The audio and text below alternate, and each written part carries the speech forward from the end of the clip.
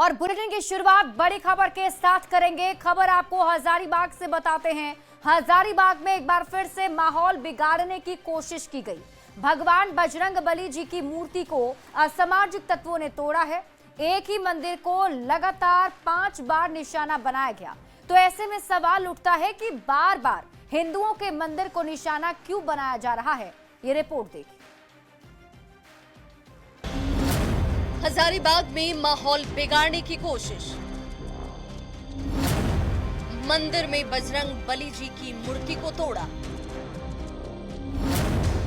हिंदू देवी देवताओं को फिर बनाया निशाना। कौन कर रहा बार बार मंदिरों पर हमला।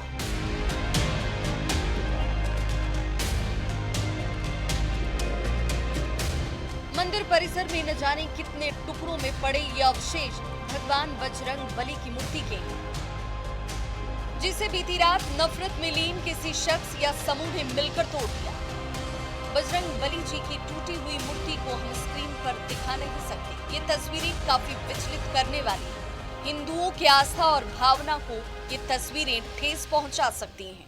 ये तस्वीरें हजारीबाग से सामने आई हैं, जिससे ये सवाल और गहराता जा रहा है कि बार बार हजारीबाग में हिंदुओं के मंदिरों पर हमले क्यों हो रहे हैं। अभी हम आए दर्शन करने के लिए, देखे कि मूर्ति तो खंडित है। ये तो नहीं होना चाहिए, ऐसे बताइए, तो गलत बात है। ये मंदिर हजारीबाग के सदर थाना इलाके में मीठा तालाब परिसर में है। स्थानीय लोगों का कहना है कि बीती रात मुहर्रम को लेकर मुस्लिम समुदाय के कुछ लोग मंदिर परिसर से मिट्टी उठाकर ले गए थे। उसके जाने के कुछ ही घंटे के बाद मंदिर में स्थापित बजरंग बली की ये मूर्ति कई हिस्सों में टूटी हुई मिली। लोहा का बाड़ से पूरा बांधा हुआ था, पूरा उसको कबाड़ दिया गया है, मूर्ति को तोड़ा गया है। भगवान हनुमान की प्रतिमा खंडित होने से स्थानीय लोगों में आक्रोश का माहौल है। लोग इस बात से नाराज हैं। ये पहला मौका नहीं जब इस तरह से हिंदू मंदिर को निशाना बनाया गया। असामाजिक तत्वों ने लगातार 5वीं बार इसी मंदिर पर हमला किया है। बीती रात की घटना से पहले भी 4 बार नफरतियों ने इस मंदिर को निशाना बनाया। और अगर दोषियों पर कार्रवाई नहीं होता है तो जो पुराना परंपरा है यहाँ से मिट्टी ले जाने का, वो परंपरा को हम लोग खत्म करेंगे। यहाँ से मिट्टी ले जाने के लिए नहीं मिलेगा। जो मंदिर प्रांगण है, यहाँ पे हनुमान जी का एक प्रतिमा था, वो खंडित पाया गया है, नीचे गिरा हुआ था। और इसके आगे इस क्रम में अभी जांच बिठा दी गई है। घटना के बाद से इलाके में तनाव का माहौल है। हजारीबाग पुलिस ने मोर्चा संभाला है। हालांकि कई सवाल जरूर उठ रहे हैं। एक ही मंदिर पर 5 बार हमला किसने किया? बार बार इस मंदिर को कौन निशाना बना रहा है? आखिरकार मंदिर पर हमले की साजिश कौन रच रहा है? माहौल बिगाड़ने की कोशिश कौन कर रहा है? और मूर्ति तोड़ने वालों पर कड़ा एक्शन कब लिया जाएगा? देखने वाली बात होगी कि ऐसी घटना को लेकर पुलिस कितनी तत्परता दिखाती है और दोषियों को कार्रवाई करने का काम करती है। सुशांत सोनी, न्यूज़ 18, हजारीबाग। और अब रुख करते हैं अगली खबर की ओर। अहमदाबाद विमान हादसे के बाद देश भर के अलग अलग एयरपोर्ट पर सुरक्षा व्यवस्था की जांच की जा रही है। और इसी कड़ी में बुधवार को देवघर एयरपोर्ट पर भी फुल मॉक ड्रिल की गई। इस दौरान airport staff, fire brigade, NDRF और मेडिकल की टीम काफी एक्टिव दिखी। ये रिपोर्ट देखिए। Fire station tower crash crash crash crash crash crash lifted control room runway पर क्रैश। एयरपोर्ट पर भागदौड़, कई एम्बुलेंस और फायर ब्रिगेड की गाड़ियों की कतार, एनडीआरएफ की टीम, एयरपोर्ट स्टाफ, सुरक्षा कर्मी और स्वास्थ्य कर्मियों के बीच हलचल। ये तस्वीरें हैं देवघर एयरपोर्ट की। बुधवार को एयरपोर्ट पर मॉक ड्रिल की गई। रनवे पर लैंडिंग या टेक ऑफ के समय अगर कोई प्लेन क्रैश होता है तो एयरपोर्ट स्टाफ, फायर ब्रिगेड की टीम और सुरक्षा कर्मी किस तरह एक्टिव रहेंगे। 12 जून को गुजरात के अहमदाबाद में एयर इंडिया के विमान के दुर्घटनाग्रस्त होने के बाद देश की अलग अलग एयरपोर्ट पर सुरक्षा की जांच की जा रही है। कई एयरपोर्ट पर मॉक ड्रिल भी की जा रही है। जैसे बीते दिन देवघर में मॉक ड्रिल की गई, मानो जैसे सच में कोई प्लेन एयरपोर्ट के रनवे पर क्रैश कर गया। Fire station tower crash crash crash crash crash crash lifted control room runway पर क्रैश। सबसे पहले एटीसी ने डिपार्चर के लिए ग्रीन सिग्नल दिया। उसके बाद टेक ऑफ करते ही प्लेन में आग लग गई। रनवे से फिसलते ही यात्री विमान आग का गोला बन गया। सबसे पहले एटीसी ने प्लेन क्रैश का मैसेज फायर ब्रिगेड के अधिकारी को दिया। उसके बाद दमकल की टीम हरकत में आई। मेडिकल स्टाफ कई घायलों को रनवे के पास खड़ी एम्बुलेंस में टांग कर ले गए। आनन फानन में घायलों को तुरंत अस्पताल पहुंचाया गया। आपातकालीन स्थिति में एनडीआरएफ की टीम, एम्बुलेंस की टीम या फायर स्टेशन की टीम मौके पर पहुंचकर लोगों को सुरक्षित बाहर निकाला जाए, इसको लेकर मॉक ड्रिल की गई। देवघर एयरपोर्ट पर आपात स्थिति से निपटने के लिए की गई ये फुल मॉक ड्रिल भले ही काल्पनिक घटना पर की गई, लेकिन एयरपोर्ट स्टाफ और एनडीआरएफ से लेकर फायर ब्रिगेड और रेस्क्यू टीम पूरी तरह एक्टिव नजर आई। हर एक जिम्मेदारी को बखूबी से निभाया गया।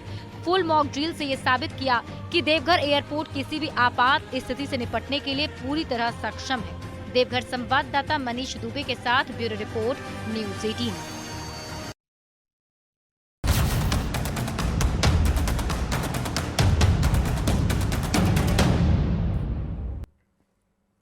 रांची में सड़क जाम की समस्या से निपटने के लिए केंद्र सरकार की सौगात जारी है। रातू रोड एलिवेटेड रोड का कल केंद्रीय मंत्री नितिन गडकरी उद्घाटन करेंगे। रातू रोड फ्लाईओवर का नाम क्या होगा, अब इस पर भी सियासी दलों के बीच बयानबाजी जारी है, लेकिन आम जनता खुश है कि उसे अब सड़क जाम से मुक्ति मिल सकेगी। पूरी खबर जानिए इस रिपोर्ट में। गुरुवार का दिन रांची के लिए होगा खास। रातू रोड एलिवेटेड कॉरिडोर की मिलेगी सौगात। रातू रोड में जाम की समस्या से मिलेगी निजात।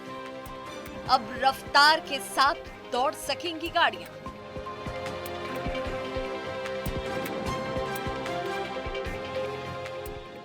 राजधानी रांची में रातू रोड पर लगने वाले जाम से लोग बेदम थे, लेकिन अब जाम की समस्या से पूरी तरह से निजात मिलने ही वाली है। गुरुवार को केंद्रीय सड़क परिवहन मंत्री Nitin Gadkari Ratu road elevated corridor का उद्घाटन करेंगे। बुधवार तक जहां जाम की समस्या आम थी, वहां अब गाड़ियां रफ्तार के साथ दौड़ती दिखेंगी। से दशकों से रातू रोड में लग रहे जाम की आज आखिरी तारीख है। ये भी बता दें कि फ्लाईओवर के इंतजार में सालों से दशकों से जो चेहरे पर झुर्रियां पड़ चुकी हैं, नजरों की बेसब्री के इंतजार की आज आखिरी तारीख है। और आपको ये भी बता दें कि यहाँ जो सुस्त है, रफ्तार जो सुस्त हो जाती है, जाम से जो लोग गुजरते हैं, घर में बच्चे अपने पापा का इंतजार करते हैं, उस इंतजार की भी आज आखिरी तारीख है। हालांकि रातू रोड के फ्लाईओवर का नाम क्या रखा जाए, इस पर सियासी संग्राम भी मचा हुआ है। जेएमएम ने झारखंड से बाहर के किसी विभूति के नाम पर रखने पर उलगुलान की चेतावनी दी, जबकि बीजेपी ने जेएमएम को सोरेन परिवार से अलग दूसरे नाम भी देखने की सलाह दी। झारखंड से बाहर के किसी विभूति या महापुरुष के नाम पर अगर नाम रखा गया तो उलगुलान। इतना लगता है कि एक ही परिवार का देश में योगदान है और प्रदेश में देश में गांधी परिवार का योगदान है और राज्य में सोरेन परिवार का। उनके नाम पे संस्थान का नाम हो, उनके नामों पे फ्लाईओवर का नाम हो, रोड का नामकरण हो, वहां विरोध नहीं होता है। जब किसी महापुरुष के नाम पे होगा तो ऐसे ऐसे लोग आकर राजनीति करने का काम करते हैं। इससे कोई रातू रोड फ्लाईओवर का नाम क्या रखा जाएगा, इसका फैसला केंद्रीय मंत्री नितिन गडकरी लेंगे। इस पर सियासत हाई है, लेकिन आम जनता खुश है कि उसे अब रातू रोड में लगने वाले जाम का सामना नहीं करना पड़ेगा और 30 मिनट की दूरी 5 मिनट में तय हो जाएगी। रांची से न्यूज़ 18 के लिए संजय कुमार सिन्हा के साथ निरंजन सिंह की रिपोर्ट।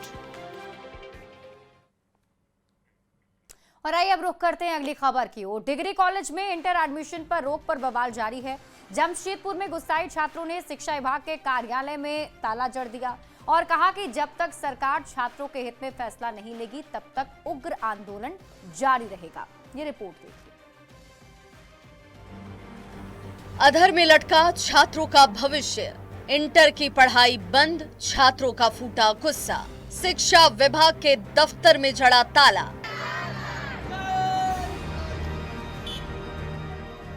शिक्षा विभाग के दफ्तर के बाहर बैठकर नारेबाजी कर रहे छात्र और छात्राओं की ये तस्वीर जमशेदपुर की है। डिग्री कॉलेज में इंटरमीडिएट की पढ़ाई बंद करने और छात्र और छात्राओं को दूसरे कॉलेजों में शिफ्ट करने को लेकर आक्रोश है। छात्रों को अपने भविष्य की चिंता सता रही है।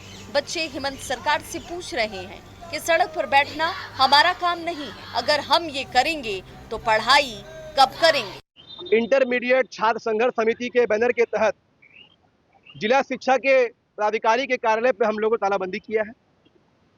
क्योंकि तमाम मीडिया के माध्यम से आप देख रहे होंगे कि पूरे झारखंड में जो इंटरमीडिएट का जो समस्या है वो कहीं ना कहीं बहुत बड़े रूप में उभर कर सामने आ रहा है। सरकार की नीतियां स्पष्ट नहीं होने के कारण आज करीब पूरे झारखंड में लाखों की संख्या में छात्र जो है अपने शिक्षा के अधिकार से वंचित हो रहे हैं।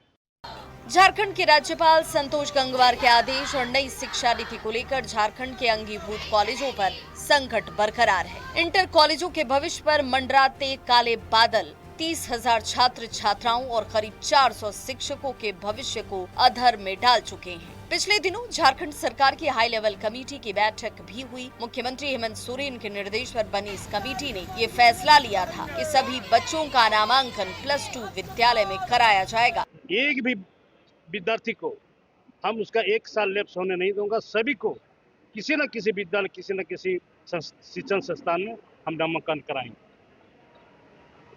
इसमें अगर रहा तो निश्चित तौर पर कोई ना कोई विपक्ष हमारे विपक्ष दिग्भ्रमित कर रहा है। हमारी सरकार की ओर से कोई योजना नहीं है। हम तो सबको नामांकन करेंगे। जहाँ तक इन लोगों का कहना है कि कॉलेज में पढ़ेंगे तो इसका तो दिल्ली में प्रदर्शन करना चाहिए। इन लोगों को ये 2000 जो नीति है, इसी नीति के तहत इंटर कॉलेज को बंद किया गया है। यहाँ धरना प्रदर्शन करने जाए, चले जाए दिल्ली में प्रदर्शन करे। हेमंत सरकार का दावा है कि किसी भी छात्र का साल बर्बाद नहीं होगा।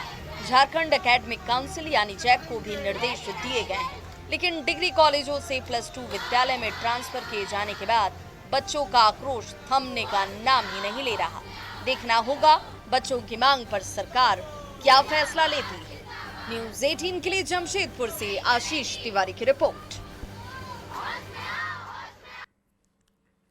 और अब बात राजधानी रांची की करते हैं, जहां छोटी सी चूक से बड़ा हादसा हो सकता था। निवारणपुर इलाके में गेल इंडिया की गैस पाइपलाइन फट गई, जिससे इलाके में गैस रिसाव शुरू हो गया और अफरा तफरी मच गई। इस रिपोर्ट में देखिए। थोड़ी सी लापरवाही पड़ सकती थी भारी। LNT के काम के दौरान फटी गैस की पाइपलाइन। निवारणपुर में गैस रिसाव से दहशत। छोटी सी लापरवाही और हो सकता था बड़ा हादसा। जी हां, राजधानी रांची के निवारणपुर इलाके में उस वक्त अफरा तफरी का माहौल हो गया जब फ्लाईओवर के नीचे चल रहे मरम्मत कार्य के दौरान गेल इंडिया की गैस पाइपलाइन फट गई और इलाके में गैस रिसाव शुरू हो गया, जिससे लोगों में दहशत फैल गई। आसपास के घरों और दुकानों को तुरंत खाली कराया गया। LNT वाले जैसे ही मतलब पेलोडर से मारा है, तो उससे जो है पूरा गैस पाइप जो है लीक हो गया और इस एरिया में गैस का स्मेल से पूरा भर गया। जिस तरीके से गैस निकल रहा था, कोई भी बड़ा दुर्घटना मतलब हो जाने वाला था। दमकल विभाग की गाड़ियां मौके पर पहुंची, लेकिन गेल की टेक्निकल टीम को पहुंचने में 2 घंटे का समय लग गया।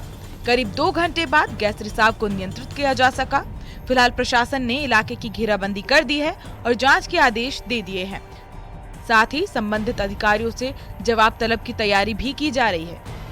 का चेंबर होता है, बंद किया जाता है। ठीक है, तो आप लोगों ने तुरंत क्या किया यहाँ पर? हम लोग तुरंत अभी कुछ टाइम लगा आने में, चेंबर थोड़ा क्लीन करा, इसको साफ करवाए, बंद करवा दिए थे। तो हो गया 1 घंटा। जहाँ से कनेक्शन आ रहा है आप लोग वहीं से बंद कराया? नहीं, चेंबर से बंद होता है। चेंबर से। भले ही हालात पर काबू पा लिया गया हो, लेकिन सवाल उठता है कि ऐसी लापरवाही क्यों? अगर कोई बड़ा हादसा होता तो इसका जिम्मेदार कौन होता?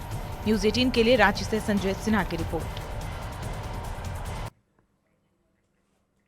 और इसी के साथ इस बुलेटिन में अभी के लिए बस इतना ही। आप देखते रहिए न्यूज़ 18 बिहार झारखंड।